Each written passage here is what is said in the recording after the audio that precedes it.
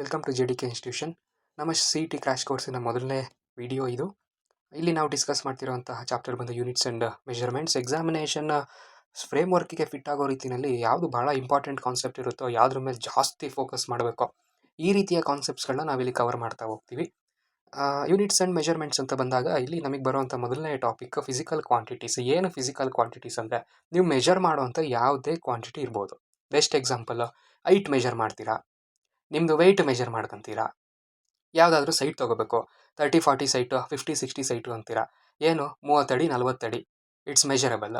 ಆ ರೀತಿಯ ಯಾವುದೇ ಮೆಜರಬಲ್ ಕ್ವಾಂಟಿಟಿನೂ ನಾವೇನಂತ ಕರಿತೀವಿ, ಫಿಸಿಕಲ್ ಕ್ವಾಂಟಿಟೀಸ್ ಅಂತ ಕರಿತೀವಿ. ಈ ಫಿಸಿಕಲ್ ಕ್ವಾಂಟಿಟೀಸಲ್ಲಿ ಮತ್ತೆ ಎರಡು ಥರ ಇದೆ. ಒಂದು ಫಂಡಮೆಂಟಲ್ ಕ್ವಾಂಟಿಟೀಸು, ಇನ್ನೊಂದು ಡಿರೈವ್ಡ್ ಕ್ವಾಂಟಿಟೀಸು. ಫಂಡಮೆಂಟಲ್ ಅಂದರೆ ಏನು, ಅದನ್ನು ಬೇರೆ ಎಲ್ಲಿಂದನೂ ತೊಗೊಂಡಿರಲ್ಲ. Length, mass, time, electric current, temperature, amount of substance, luminous intensity. SI ಸಿಸ್ಟಮಿನಲ್ಲಿ ಈ 7 ಫಿಸಿಕಲ್ ಕ್ವಾಂಟಿಟೀಸನ್ನು ಫಂಡಮೆಂಟಲ್ ಫಿಸಿಕಲ್ ಕ್ವಾಂಟಿಟೀಸ್ ಅಂತ ಕರಿತೀವಿ. ಆ್ಯಂಡ್ ರಿಮೆಂಬರ್, ನಿಮಗೆ ಈ 7 ಫಂಡಮೆಂಟಲ್ ಫಿಸಿಕಲ್ ಕ್ವಾಂಟಿಟೀಸ್ನ ನೆನಪಲ್ಲಿ ಇಟ್ಕೊಳ್ಳೇಬೇಕು. ಈ 7ರಲ್ಲಿ ನಮಗೆ ಬಹಳ important length, mass, time, current, temperature.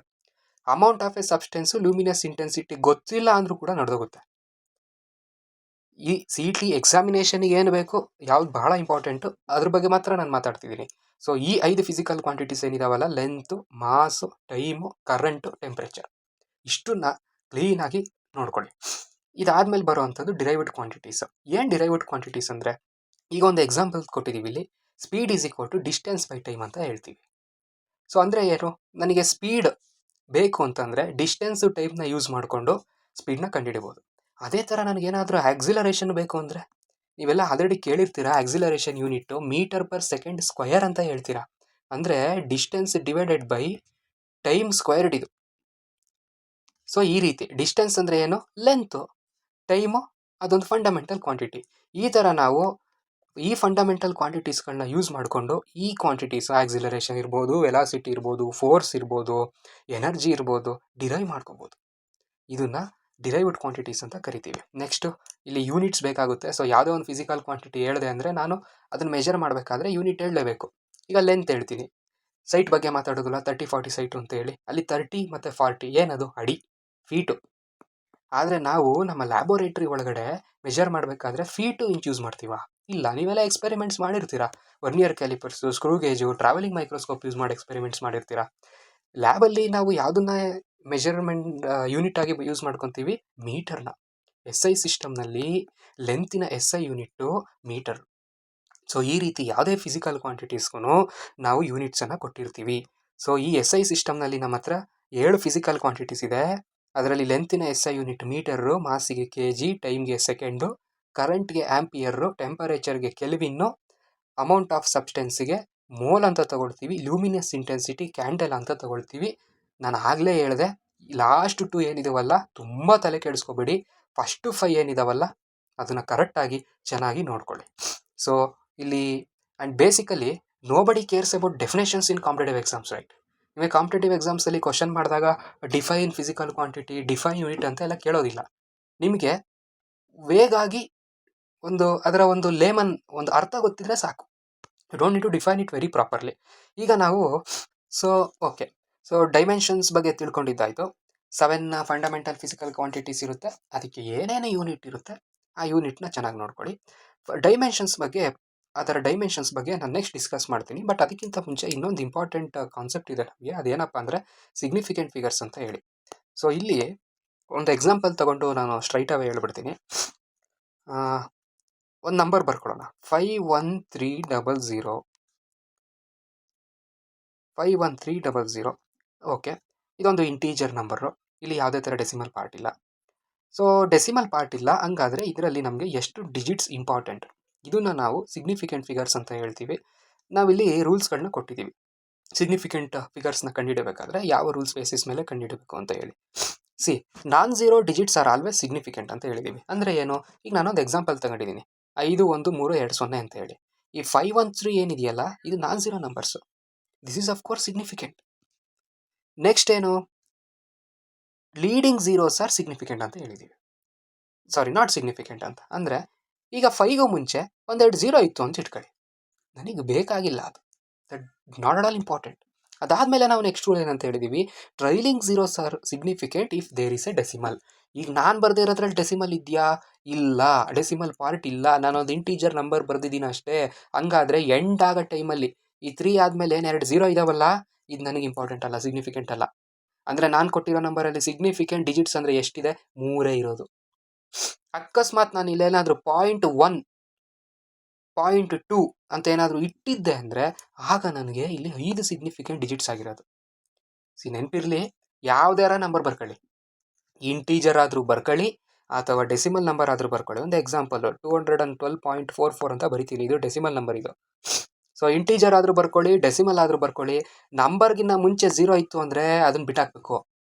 Simple rule. ನಂಬರ್ಗಿನ್ನ ಮುಂಚೆ 0 ಇತ್ತು ಅಂದರೆ ಅದು ನಮಗೆ ಇಂಪಾರ್ಟೆಂಟ್ ಅಲ್ಲ. ನಂಬರ್ ಪೂರ್ತಿ ಮುಗಿದ ಮೇಲೆ ಇರೋ ಝೀರೋಸು ನಮಗೆ ಇಂಪಾರ್ಟೆಂಟ್ ಅಲ್ಲ. ಯಾವಾಗ? ಡೆಸಿಮಲ್ ನಂಬರನ್ನಾಗಿರಲಿ, ಇಂಟೀಜರ್ ನಂಬರನ್ನಾಗಿರಲಿ, ನಂಬರ್ಗಿನ್ನ ಮುಂಚೆ ಇರೋದು ಇಂಪಾರ್ಟೆಂಟ್ ಅಲ್ಲ, ಪೂರ್ತಿ ನಂಬರ್ ಮುಗಿದ ಮೇಲೆ ಇರೋದು ಇಂಪಾರ್ಟೆಂಟ್ ಅಲ್ಲ. ಸರ್ ಮಧ್ಯಕ್ಕೆ ಏನಾರ ಬಂತು ಅಂದರೆ ಆವಾಗ ಇಂಪಾರ್ಟೆಂಟ್. ಈಗ ಈ ಎಕ್ಸಾಂಪಲ್ನಲ್ಲಿ ನಾನು ಹೇಳಿದೆ, ಇದು ಪೂರ್ತಿ ಇಂಟೀಜರ್ ಆಗಿತ್ತು. ಅಕಸ್ಮಾತ್ ನನ್ನ ಹತ್ರ ಈ ಡೆಸಿಮಲ್ ಪಾರ್ಟ್ ಇರಲಿಲ್ಲ, ಬರೀ 513 ಆದಮೇಲೆ 2 0 ಇತ್ತು ಅಂದರೆ ಈ 0 ನನಗೆ ಇಂಪಾರ್ಟೆಂಟ್ ಅಲ್ಲ, ಸಿಗ್ನಿಫಿಕೆಂಟ್ ಡಿಜಿಟ್ಸ್ 3. ಆದರೆ ಪಾಯಿಂಟ್ ಆದಮೇಲೆ ಒಂದೇ ಒಂದು ನಂಬರ್ ಇತ್ತು ಅಂದ್ರೂ ಈ ನಂಬರ್ ಡೆಸಿಮಲ್ ಪಾಯಿಂಟ್ ಸೇರಿಸಿರೇ ಕಂಪ್ಲೀಟ್ ಆಗೋದು. ಸೊ ಆಗ ಇದು ಇಂಪಾರ್ಟೆಂಟ್. ಇದನ್ನು ನಾವು ಸಿಗ್ನಿಫಿಕೆಂಟ್ ಫಿಗರ್ಸ್ ಅಂತ ಹೇಳ್ತೀವಿ. ಓಕೆ, ಸೊ ಸಿಗ್ನಿಫಿಕೆಂಟ್ ಫಿಗರ್ಸು ಮತ್ತು ಡೈಮೆನ್ಷನ್ಸು ಈ ಚಾಪ್ಟರಿಂದ CETಗೆ ನಮಗೆ ಮೈನಾಗಿ ಇಂಪಾರ್ಟೆಂಟಾಗಿ ಬೇಕಿರೋದೇ ಇದು. ಅದರಲ್ಲೂ ಡೈಮೆನ್ಷನ್ಸ್ನಲ್ಲಿ I will clarify last 2 physical quantities. ಮತ್ತೆ ರಿಪೀಟ್ ಮಾಡ್ತಿದ್ದೀನಿ, amount of a substance and luminous intensity ಬಗ್ಗೆ ತುಂಬ ತಲೆ ಕೆಡಿಸ್ಕೊಳ್ಳೋ ಅವಶ್ಯಕತೆ ಇಲ್ಲ. ಹಾಗಾದರೆ ನಮಗೆ ಮೇಯ್ನ್ ಇಂಪಾರ್ಟೆಂಟ್ ಬೇಕಿರೋದು ಈ 5: ಮಾಸು, ಲೆಂತು, ಟೈಮು, ಟೆಂಪರೇಚರು, ಕರೆಂಟು. ಮಾಸಿನ ಡೈಮೆನ್ಷನ್ನ ಹೆಂಗೆ ಬರಿತೀವಿ? ಡೈಮೆನ್ಷನ್ ಬರೀರಿ ಅಂದರೆ ಫಸ್ಟ್ ನೀವೇನು ಮಾಡಬೇಕು?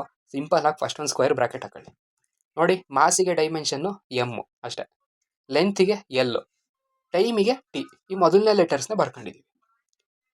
ಈಗ ಟೆಂಪರೇಚರ್ ಅಂತ ಬಂದರೆ ಟೆಂಪರೇಚರ್ಗೆ ಯೂನಿಟ್ ಏನು? SI ಯೂನಿಟ್ ಕೆಲ್ವಿನ್ ಅಂತ ಬರಿತೀವಿ. ಇಲ್ಲಿ ನಾನು ಟೆಂಪರೇಚರ್ಗೆ ಮೊದಲನೇ ಲೆಟ್ರ್ ಟಿ ಬರೆಯೋಕ್ಕಾಗಲ್ಲ. ಯಾಕೆ ಹೇಳಿ? ಆಲ್ರೆಡಿ ಟೈಮಿಗೆ ಯೂಸ್ ಮಾಡ್ಕೊಂಡ್ಬಿಟ್ಟಿದ್ದೀನಲ್ಲ. ಅದಕ್ಕೆ ಈ ಕೆಲ್ವಿನ್ ಈ ಯೂನಿಟಿನ ಮೊದಲನೇ ಲೆಟರ್ ತಗೊಂಡಿದ್ದಾರೆ, ಕೆ ಅಂತ ಹೇಳಿ. ಕರೆಂಟ್ಗೂ ಕೂಡ ಅಷ್ಟೇ, ಯೂನಿಟ್ ಬರಿಬೇಕಾದ್ರೆ ಆಂಪಿಯರ್ ಅಂತ ಬರಿತೀವಿ ಯೂನಿಟ್ನ, ಕರೆಂಟ್ ಯೂನಿಟ್ನ. ಕರೆಂಟಿಗೆ ಸಿ ಅಂತ ತಗೊಳ್ಳೋದಿಲ್ಲ, ಈ ಯೂನಿಟ್ಟಿನ ಮೊದಲನೇ ಲೆಟರ್ ಆಂಪಿಯರ್ ಎ ಅಂತ ತಗೊತೀವಿ. ಇದಿಷ್ಟು ಫಂಡಮೆಂಟಲ್ ಫಿಸಿಕಲ್ ಕ್ವಾಂಟಿಟೀಸ್. ಸೊ ಒಂದೊಂದಕ್ಕೆ ಈಗ ಡೈಮೆನ್ಷನ್ಸ್ ಬರಿತಾ ಹೋಗೋಣ. ಮೊದಲು ವೆಲಾಸಿಟಿ ಅಂದರೆ ಏನಪ್ಪ? Displacement by time. Keep it simple, displacement by time. ಈಗ ಡಿಸ್ಪ್ಲೇಸ್ಮೆಂಟ್ ಅಂದರೆ ಏನು? ಬೇಸಿಕಲಿ ಲೆಂತ್, ಕರೆಕ್ಟ್ ತಾನೆ? ಡಿಸ್ಪ್ಲೇಸ್ಮೆಂಟ್ 5 ಮೀಟ್ರು, 10 ಮೀಟ್ರು, 300 ಕಿಲೋಮೀಟ್ರ್ ಹೋಯ್ತು, 500 ಕಿಲೋಮೀಟ್ರ್ ಹೋಯ್ತು ಅಂತ ಹೇಳ್ತೀವಿ. ಅಂದರೆ ಡಿಸ್ಪ್ಲೇಸ್ಮೆಂಟ್ ಅಂದರೆ ಲೆಂತು.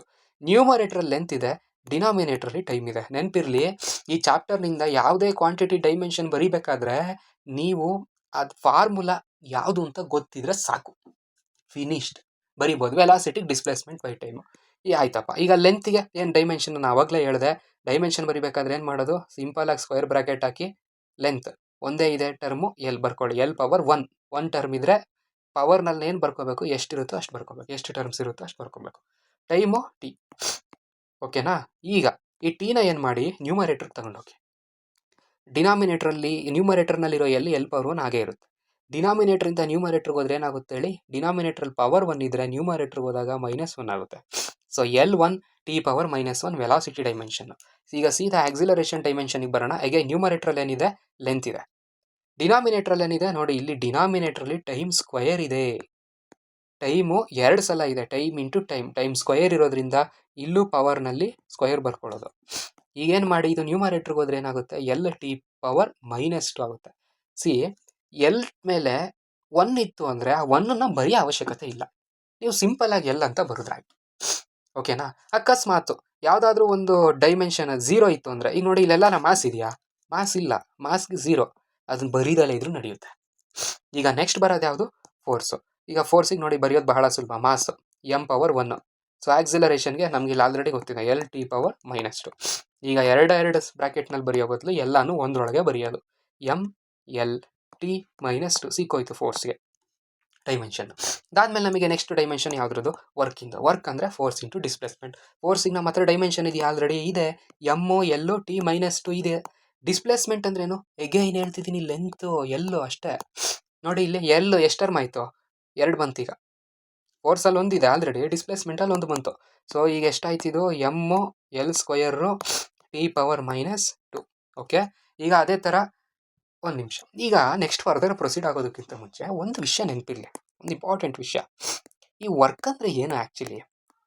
ನೀವು ವರ್ಕ್ ಪವರ್ ಎನರ್ಜಿ ಚಾಪ್ಟರ್ನಲ್ಲಿ ವರ್ಕ್ ಎನರ್ಜಿ ಥಿಯರಮ್ ಅಂತ ಬರುತ್ತೆ.